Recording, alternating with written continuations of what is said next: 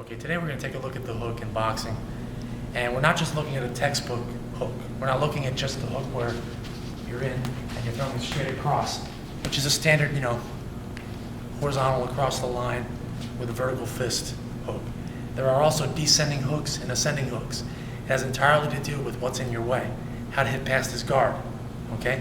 So it's quite often I would use my cross to get in to throw my hook. So I'm here, throw my cross, and I see where his guard is. And from here, I'm either going to hit it behind his glove, which would catch him kind of behind the ear. Sometimes his hand is low. Sometimes people do that because they're preparing to throw their own hook, in which case I can catch him on the temple. But the thing is, if his guard is where it should be, I can descend with my hook. I don't have to hit straight across into his glove or into his arm, his shoulder.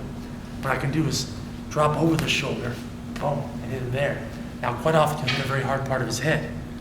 All right, so you have to be careful with that. But you can catch him on the temple or behind the ear. Sometimes if his head is up a little bit, behind the jaw, particularly if you're fighting without a glove, and you boom, catch him right on the side and back of the jaw, and that's a very effective shot that isn't quite as hard on your hand as hitting him on the skull. So, along with that descending hook, which combines well with the rear hand in a variety of ways. We're not looking just yet at how to combine it with other punches, but you would throw it in combination.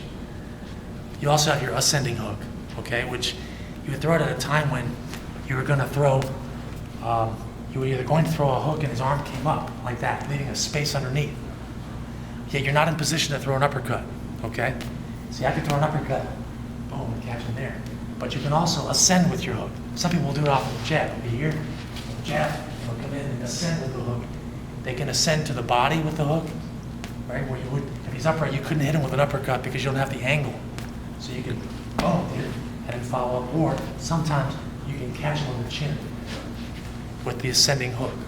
Again, it's not quite an uppercut, and it's definitely not a textbook hook. It has elements of each as far as the path it follows.